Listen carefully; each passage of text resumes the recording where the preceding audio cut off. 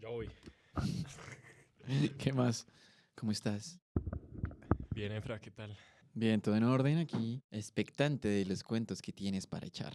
Bueno, hoy te tengo una historia, pero tú tienes que adivinar cuál es.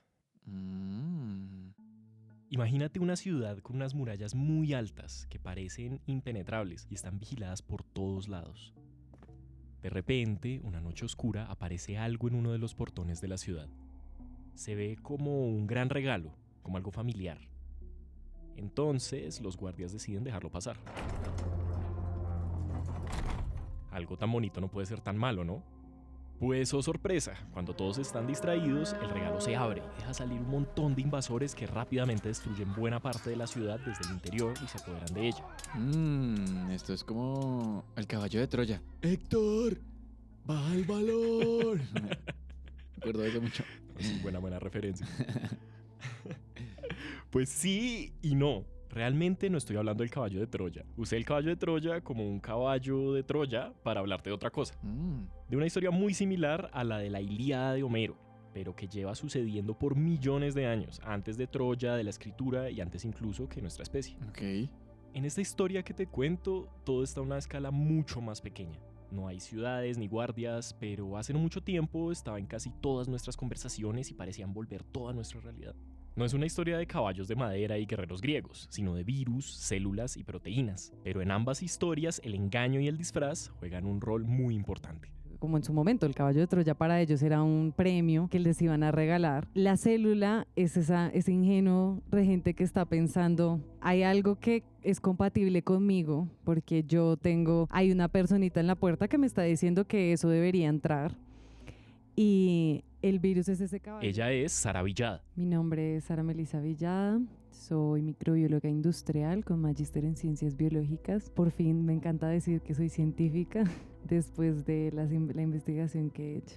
No sé, me parece chévere que diga eso de por fin ser científica como muy importante para ella, ¿no? Claro, y también para uno que estudió ciencia, poder publicar una investigación, todo ese trabajo es impresionante. Sí, tanto trasnocho. Pero bueno, Sí. y entonces, esa investigación que menciona Sara, ¿qué? Pues esa investigación es de la que vamos a hablar hoy. Ella, junto a un grupo de investigadores de la Universidad Javeriana de Bogotá, desarrollaron una forma de hacer que nuestras células no dejen pasar a ese caballito de Troya microscópico que nos dejó encerrados en nuestras casas como año y medio, el virus del COVID, el SARS-CoV-2.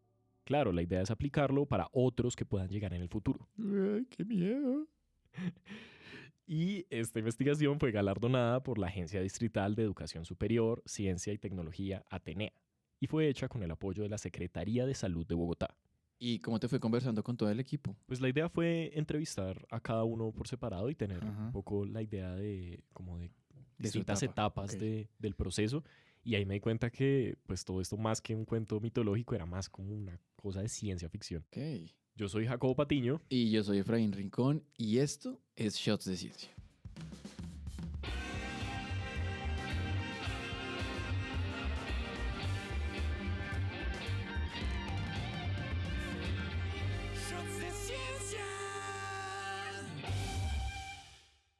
Bueno, Jacob, entonces cuando tú dices que desarrollaron una forma de detener el virus, ¿es como si fuera una vacuna? Bueno, lo pregunto porque creo que en nuestro imaginario quedó muy instalada la idea de que la vacuna es la principal forma, si se quiere, de detener un virus. Y me acuerdo que muchos esperamos a que salieran las vacunas, que llegaran a Colombia, hicimos fila en distintos lugares para que nos pusieran nuestras dosis y así quedáramos inmunizados y de alguna otra manera dejársela más difícil al virus para que pasara de cuerpo en cuerpo. Sí, claro, las vacunas son importantísimas porque básicamente le dan una pequeña prueba del patógeno a nuestro cuerpo para que nuestros sistemas inmunes se preparen en caso de que llegue una infección real, pero no son nuestra única herramienta, porque las vacunas nos ayudan a combatir esa infección inicial, pero en la medicina todavía hay un gran reto y es qué hacer cuando el virus ya está dentro de una persona, o sea, cómo lidiamos con sus millones de copias regadas por todo el cuerpo, y ahí es que entra esta investigación. Ok, pero entonces, espera un momento, porque yo siento que sí valdría la pena primero recordar qué son los virus, cómo funcionan y qué es lo que hace en particular a este del COVID-19.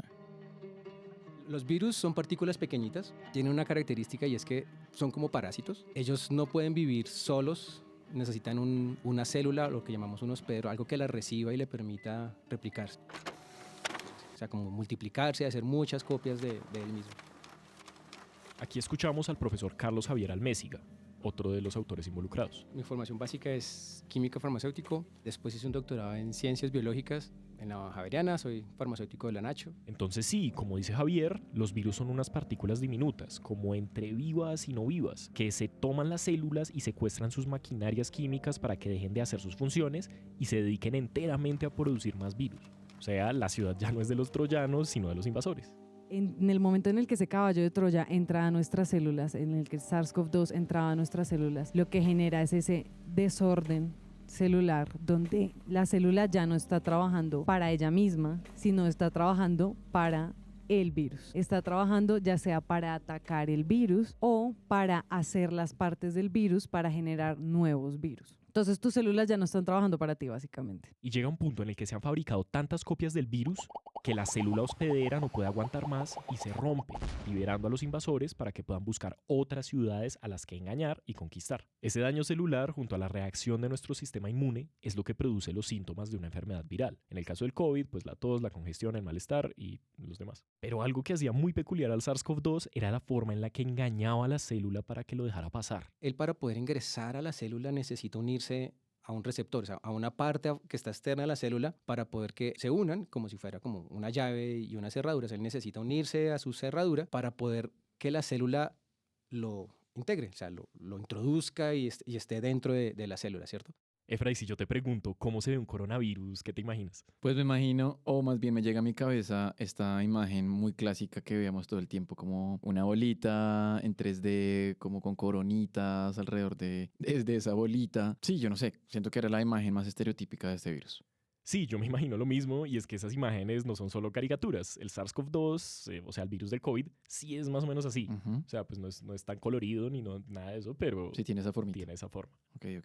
Y esas espinas que rodean al virus son unas proteínas capaces de unirse a los receptores que menciona Javier. Es como si ese caballo de Troya ya viniera con las llaves para abrir la puerta de la ciudad. Exacto. Ok. Y esa es una de las características que hizo que este virus fuera bastante relevante, y es que él fue cambiando desde un organismo a otro. O sea, la hipótesis es que pasó de un murciélago, pasó a otro organismo en la mitad y después de ese finalmente pasó a los humanos. Y en ese cambio, en ese camino de ir pasando de un animal a otro hasta llegar a los humanos, encontró la manera de cada vez ser más eficiente en esa interacción con su cerradura, técnicamente con su receptor.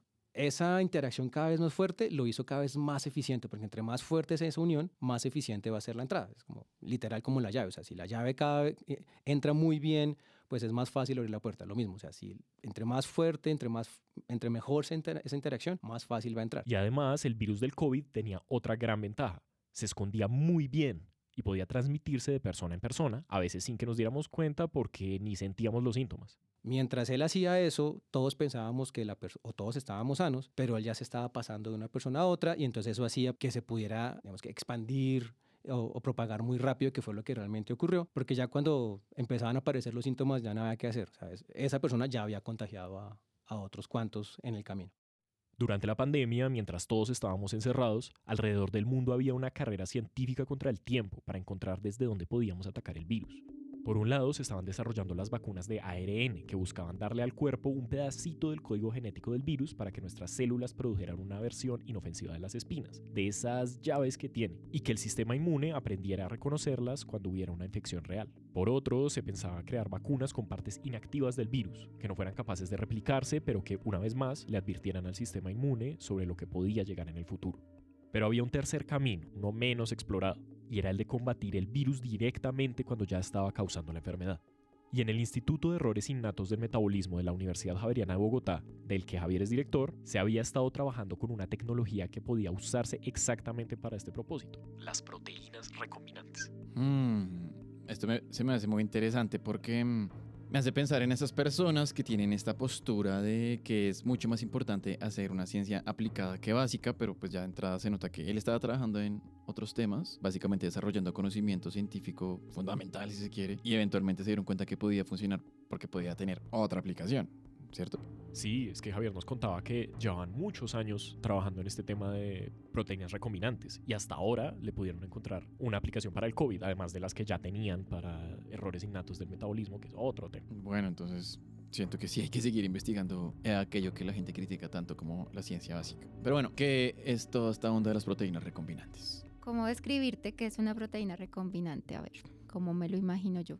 Para entenderlo mejor, hablamos también con la profesora Ángela Espejo, otra de las científicas claves en esta investigación. Hola, yo soy Ángela Joana Espejo, soy microbióloga industrial de base, tengo un doctorado en ciencias biológicas de la Universidad Javeriana. Me encanta lo que hago, trabajo principalmente con microorganismos en este momento. Primero recordemos de dónde vienen las proteínas. El ADN que tiene cualquier célula de cualquier ser vivo es realmente un código que da las instrucciones que se usan para ensamblar secuencias de aminoácidos. Estos son, palabras más o menos, unos bloques que al agregarse, cortarse y doblarse de distintas formas, arman estructuras que cumplen una diversidad de funciones esenciales para la vida. Esas son las proteínas. Entonces, para crear una proteína recombinante, Nosotros lo que cogemos es esa información que está en la celulita humana, específica para producir una proteína como tal, la sacamos, digamos, la tenemos como tangible en la mano y lo que hacemos es metérsela a la información genética del microorganismo. imagínense un Lego. Tenemos una partecita creada con la información de nuestras celulitas normalmente y esa la ponemos en la información genética de la levadura o de la bacteria o del microorganismo que desees utilizar. Cuando tú haces eso y se lo dejas ahí albergadito al interior del microorganismo, él lo que hace es usar su metabolismo normal o su información normal para producirla como si fuera parte propia del microorganismo. Ah, y ya pareciera que el virus más bien fuéramos nosotros. O sea, les metemos a unos microorganismos un código genético, unas instrucciones que no es de ellos y básicamente les decimos produzcan copias y copias de esta proteína mientras van creciendo y se van reproduciendo. Sí, exacto. Terminamos como engañando a estos pobres microorganismos para que trabajen para nosotros. Ujú. Muchos capitalistas. Ah, mentira. La cosa es que esto no solo se puede hacer pasando ADN humano a bacterias o levaduras. Escuchen esto, también podemos tomar una parte de ADN de un virus y hacer copias de una proteína específica, o al menos una parte de ella. Aquí lo que hicimos fue coger información de las proteínas del virus, ¿cierto? Y esa información coger pequeños fragmenticos. Y estos fragmentos se conocen como péptidos. Y esos péptidos iban a tener una función en evitar que el virus, como lo mencionamos, como los piquitos de la puerta o como lo que hablaba Sarita de disfrazarse o tener esta apariencia del caballo de Troya, básicamente falsear que ellos puedan llegar a unirse como a la célula blanco, abrir esa cerradura o permitir su entrada fácilmente, sino que estos péptidos bloqueen y eviten esa entrada. Es como, no sé, como si le pusieran algo, que sería como un pedazo de masilla, alguna cosa así, o alguien que se pare y evite la entrada como tal. Tal vez una buena forma de verlo es como si le pusiéramos un caballo de Troya vacío a cada una de las entradas de la ciudad, para que cuando llegue el de verdad los guerreros digan como, ah, sí, que nos quitaron la idea y se vayan. Como, ya que nos quitaron la idea. Que se aburran, pues. Sí, exacto. Pero realmente lo que pasa es que los receptores de la membrana de la célula a los que se une el virus están siendo ocupados por unos péptidos muy similares a esas espinas que lo recubren. A ver, entonces, la idea es que el virus llegue, no encuentre espacio porque ya está ocupado y así no puede entrar. Bueno, tiene mucho sentido para mí. Sí, en el papel es completamente lógico, pero una cosa es decirlo y otra es hacerlo. Llegó pandemia, nos encerraron y todos empezamos a pensar, ¿cómo desde lo que sabemos hacer, todo lo que... a mí me parece increíble que con toda la experiencia que teníamos no pudiéramos aportar algo para solucionar o para por lo menos tratar de desarrollar una alternativa para la pandemia? En el laboratorio de Javier y Ángela ya tenían experiencia con esto de las proteínas recombinantes, solo que para tratar otro tipo de enfermedades. Pero la pandemia les puso un reto distinto. A todo el mundo. Y claro, todos escuchábamos, esto están haciendo en Estados Unidos, esto están haciendo en China, esto están haciendo en Europa, y nosotros decíamos, oye, algo parecido podríamos hacer aquí en el país con lo que nosotros sabíamos hacer. Estábamos justo en ese momento y un investigador, el doctor César Ramírez de IDVIX, que es el Instituto Distrital de Ciencia, Biotecnología e Innovación aquí en Bogotá, me llama y me dice, oiga, yo diseñé unas proteínas y yo sé que ustedes tienen la capacidad de producirlas de forma recombinante. Y ahí es donde nace este proyecto, que fue el que recibió financiación del distrito. Por eso es que es importante meterle plata a la ciencia. De acuerdo. Entonces se juntaron y armaron un modelo de la estructura química en un computador. Solo quedaba convertir eso en proteínas reales. Ah, re fácil. Sí, o sea, que fuera así de fácil. Y ahí es que entra Sara como estudiante de maestría, a darle a las arduas horas en el laboratorio para hacer que unos microorganismos produjeran proteínas que originalmente no estaban codificadas en sus genes. Ay, me imagino a Sara gritándole en la caja de Petri, por favor, produzcan proteínas. No, la verdad es maravilloso. Yo siempre lo he escrito como dormía en el lab. No, yo creo que no llegué, bueno, solo una noche llegué a pasar de un día al otro dentro del laboratorio. Experiencia que recomiendo un montón. Digamos, yo soy una persona que aprecia mucho el sueño, pero hay cosas por las que vale mucho la pena trabajar y vale mucho la pena como estar ahí. Porque básicamente estas investigaciones obviamente se vuelven tus hijos. Claro, ahí Sara lo dice en sentido figurado, pero sí había unos seres que la mantenían pegada al laboratorio y que tenía que cuidar como si fueran sus hijos. Yo no podía con la curiosidad de saber qué estaba pasando en un aparato en especial que fue el que más me trasnochó y es el bioreactor. El bioreactor básicamente es un fermentador grande donde imagínate como el que el que usan para hacer cerveza, el que usan para hacer vinos, todos esos son fermentadores. Pero nosotros utilizamos un reactor en específico para generar nuestras proteínas recombinantes, para que una levadura básicamente muy similar a Saccharomyces. Y me imagino que estas levaduras modificadas pues es diferente a la que usamos para hacer pan o pizza. Claro, no es como dejarlas en una refractaria con un trapo encima. Sí, total. Una levadura diferente la modificamos y generamos que produzca una proteína que no genera normalmente. En este caso, los péptidos que iban a funcionar para poder hacer el medicamento para el SARS-CoV-2. Pero pues esa levadura es un ente vivo. Esa levadura no va a hacer lo que yo quiera solo porque yo quiero que lo haga. Entonces toca con toda la paciencia buscar cuáles son las condiciones óptimas para que esta levadura crezca. Y pues eso en el laboratorio significa hacer todo lo que la levadura quiera. Entonces no son tus tiempos, son los tiempos de la levadura. Y de hecho mis familiares y mis amigos y todos en el laboratorio sabemos que pues nuestro tiempo trabaja en función de que ellos crecen, ellos hacen, ellos necesitan atención, básicamente se vuelven pues bebés que necesitan tu atención todo el tiempo. Entonces Después de mucho ensayo y error, lograron afinar el método para cultivar las levaduras y pasaron a la siguiente etapa: aislar las proteínas o los péptidos que se querían emplear para inhibir al virus del COVID. Pues obviamente dentro del laboratorio hay muchos procesos de producción, de purificación, de obtención de exclusivamente esa proteína, separándola de todo el resto de cosas que pueda tener el microorganismo. Y esa molécula es la que usamos para probarla, si funciona, si está activa, si cumple la función que debería cumplir, si realmente está llegando al sitio de la célula que nosotros queremos. Todo eso lo hacemos a nivel de laboratorio con pruebas específicas de microscopía, de clonación, de identificación, que podríamos nombrarte aquí un montón de nombres extraños, pero con los que podemos validar realmente que la proteína es funcional. Según el artículo científico que publicaron, aislaron 3 péptidos distintos, llamados BP2, BP9 y BP11, los cuales probaron contra distintas variantes del SARS-CoV-2, como beta, delta y omicron. Y los resultados fueron muy prometedores. Tanto BP2 como BP9 demostraron una capacidad de bloquear al virus. Y más aún, parecía que el bloqueo se mantenía entre variantes. Wow. Como todos nos acordaremos, el virus del COVID mutaba muy rápido y nuevas variantes aparecían cada tanto. Esto también lo explicamos en algunos episodios pasados que hicimos sobre el COVID. Ahí les dejamos los enlaces en la descripción. Entonces, tener un tratamiento que pudiera seguir funcionando a pesar de estos cambios sería extremadamente útil y un gran complemento a la vacunación. Lo que podía pasar es que las vacunas dejaran de funcionar para esos nuevos virus que se estaban generando, esas nuevas variantes, esas variaciones del virus original. Y en ese caso, pues si ya la vacuna no funcionaba, pues no iba a proteger a los pacientes. Y lo que nosotros estábamos diseñando, entonces era esa proteína tenía la capacidad, y lo probamos en el laboratorio, de unirse o de evitar esa interacción entre el virus y el receptor, independiente de la variante, es decir, independiente que el virus variara, la proteína estaba diseñada para bloquear la interacción en una región que es muy conservada en el virus. Entonces, en pocas palabras, el virus no podía cambiar ciertas partes que son claves para unirse a la célula humana.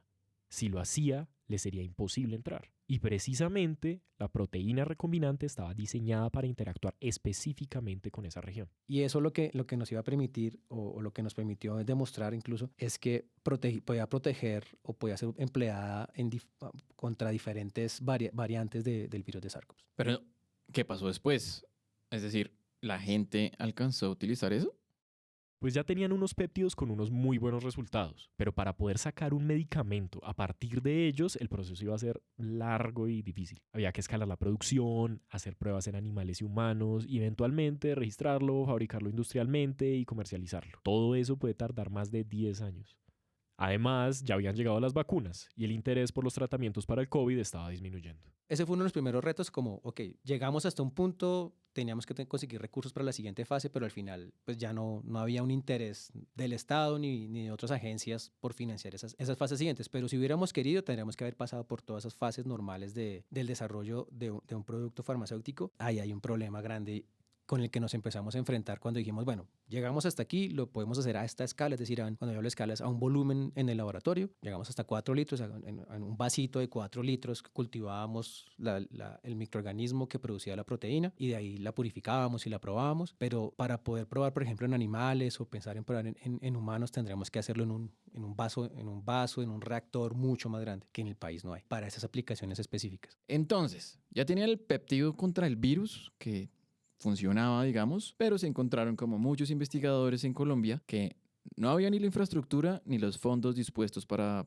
fabricar este medicamento a gran escala. Sí, incluso ya se habían pensado en cómo podía llegar a funcionar ese medicamento. El virus entraba de forma respiratoria y lo primero que atacaba era nuestro sistema respiratorio. Estábamos pensando en un spray nasal. Digamos que eso atacaba directamente a las células que estaban más propensas a que se generara esta infección y sobre todo también dentro de los pacientes es una de las, digamos, de las formas más fáciles de darle a un paciente algo sin que sea tan invasivo, sin que sea necesariamente inyecciones, sino podría ser tanto tomado en pastillas, pero digamos que la idea es llegar rápidamente a las células donde va a estar infectando el virus y pues eso era respiratorio más que gástrico. Recuerdo mucho que durante la pandemia un tema recurrente era que muchos países como Colombia dependíamos no solo de otros y de las farmacéuticas para tener vacunas, sino también que no teníamos reactivos claves para hacer pruebas de detección como la famosa PCR, ¿no? Sí, y yo creo que a Colombia y a otros países del sur global nos hace falta algo determinante a la hora de lidiar con una crisis de salud de esta magnitud, y es la soberanía sanitaria. De hecho, también hablé de eso con Ángela. Entonces la soberanía sanitaria nace como parte de decir como, oiga, en serio tenemos que quedarnos con los brazos cruzados para que solamente los medicamentos y las cosas ante una emergencia puedan llegar al país y mientras tanto, quién sabe qué más pasa. ¿Por qué no más bien unir fuerzas, unir conocimientos, unir esas mentes brillantes, porque en Colombia tenemos mentes muy brillantes, para poder realmente tener nuestros propios productos acá? O sea, eso creo que nos favorecería un montón. Sí, total. Y pienso sobre todo, no sé, en el tema de los ventiladores para las unidades de cuidados intensivos o luego que tocaba esperar a que aplicaran las vacunas por tandas porque no habían llegado las suficientes y todo que era muy frustrante mientras uno veía por redes sociales que en otras partes del mundo casi que se estaban perdiendo las dosis porque la gente no se las ponía. Y eso también me hace pensar en que en algún momento en el siglo pasado Colombia era un productor de millones de vacunas. Pero claro, la industria se fue perdiendo porque vimos que era mucho más barato importar las dosis y porque después no se pudo modernizar la producción a los estándares modernos de la producción de vacunas. Sí, todo esto de la pandemia fue un sacudón que nos mostró lo poco preparados que estábamos. Sin embargo, hay varios científicos y científicas que trabajan con las uñas para desarrollar poco a poco esa soberanía sanitaria y evidentemente no es suficiente. Para poder llegar a ese nivel tiene que haber un desarrollo previo. O sea, eso no sale de la noche a la mañana sin tener capacidades instaladas, expertise, equipos, conocimientos, protocolos. O sea, eso hay que hacerlo con tiempo, incluso estandarizar cómo se hace la producción de la proteína. Nosotros nos tomó 10, 15 años en el laboratorio desarrollar las capacidades para producir proteínas recombinantes. Por ejemplo, la primera proteína que hicimos en el laboratorio nos demoramos como 5 años. Desde la idea hasta probar que lo podemos hacer. Una de las últimas que estamos haciendo en el laboratorio lo hicimos en 6 meses, porque ya sabemos, tenemos el ritmo, sabemos qué puede salir mal y cómo hacer las cosas para que salgan bien. Entonces lo primero es invertir esos recursos, nos permiten fortalecer esas capacidades básicas sobre las cuales podemos hacer los siguientes desarrollos, de lo contrario no va a ser posible. Lo bueno es que las cosas han ido cambiando. Empresas como Baxtera en el departamento de Antioquia y proyectos como Bogotá Bio se han consolidado para intentar reindustrializar a Colombia en producción de vacunas y biotecnología. Incluso Javier, Ángela y Sara están trabajando en su propio emprendimiento enfocado en estos tratamientos basados en proteínas. Formamos una startup que se llama Dogma Biotech y es precisamente poder instaurar esas proteínas recombinantes para muchas otras aplicaciones. Además, recibieron el reconocimiento Impacto Científico Destacado, otorgado por la Agencia Atenea, que es la Agencia Distrital para la Educación Superior, la Ciencia y la Tecnología de Bogotá. Entonces, nos muestra que esta investigación alrededor de las proteínas recombinantes como tratamiento para los virus es clave para avanzar en esta soberanía y estar preparados cuando llegue la próxima gran crisis de salud. Bueno, de pronto no alcanzaron a la pandemia pasada. Es que la pandemia pasada. Ay, Dios mío, ¿cuándo vendrá la próxima? Pero lo importante sí es estar preparados y poder anticiparse para la próxima. Es que esa es la idea. Además, como dice la profesora Ángela, aquí lo que sobra es potencial. Tenemos esa fortaleza. Reafirmó para mí que Colombia tiene mucho potencial, que nuestro potencial está en cómo no desistamos. Seamos resilientes y seamos perseverantes, porque sí podemos sacar cosas interesantes y podemos hacer que conozcan que, a pesar de que va a sonar un poquito dramático, pero que nos toca ciertas cosas como con las uñas, básicamente en investigación, podemos sacar adelante, y nos han conocido y nos han visto por esas publicaciones. Y la publicación de Sara es bastante importante porque, a pesar de que era como el tema auge en ese momento, poder sacar y decir como, mire, metimos aquí una parte diferente y de aquí en adelante vamos a ver qué financiación conseguimos y cómo podemos seguir proyectando nuestros productos, es algo que le da a uno como esa fortaleza científica que, como bien lo mencionó Sara ahorita, es difícil a veces decir uno, ¿será que sí soy científico de verdad? Lo fortalece a uno mucho. Oye, Jacob, esta historia me pareció muy importante porque habla de una tecnología que requiere hartísimo trabajo, precisión, paciencia sobre todo, y la posibilidad de desarrollarla. Y además de que nos pone sobre la mesa muchos problemas estructurales que tenemos que resolver, como el de la soberanía sanitaria. ¿Tú qué piensas? Claro, es que aquí tenemos una tecnología y una ciencia de punta, pero muchas veces no tenemos cómo desarrollarla, cómo hacer verdaderos avances a partir de ella. Pues pensémoslo así. En la Ilíada, Troya cayó porque sus habitantes no estaban listos para lidiar con una amenaza disfrazada. Pero en la otra historia, la de las batallas que libran nuestras células contra los virus invasores, el desenlace no tiene que ser el mismo. Hay muchas formas de frenar al caballo de Troya. O sea, la tecnología está, y la imaginación y curiosidad de nosotros los humanos también. Desde medicamentos como las vacunas, que le dan un chance a nuestro cuerpo para que aprenda a detectar una infección, hasta las proteínas recombinantes, que bloquean los receptores que un virus usa para entrar y hacer estragos. Pero sin soberanía sanitaria, sin recursos y sin infraestructura adecuada, ni siquiera el arduo esfuerzo de estas mentes tan brillantes que reconocieron al caballo antes de abrirle las puertas va a ser suficiente. Gracias por escucharnos. Sara Trejos, Efraín Rincón y yo, Jacobo Patiño, producimos este episodio. La edición del guión y el audio estuvieron a cargo de Efraín Rincón, de Ignacio Galán y de mí. Este episodio se realizó con el apoyo de la Agencia Distrital para la Educación Superior, la Ciencia y la Tecnología de Bogotá. ¿Y a ustedes qué les pareció este cuento de las proteínas recombinantes? ¿Conocían tratamientos así? Participen en la conversación a través de las redes sociales. Nos encuentran como @shotsdeciencia. Y si pueden y quieren apoyarnos, entren a shotsdeciencia.com/donar o suscríbanse a nuestro Patreon en patreon.com/shotsdeciencia. Nos vemos en la próxima.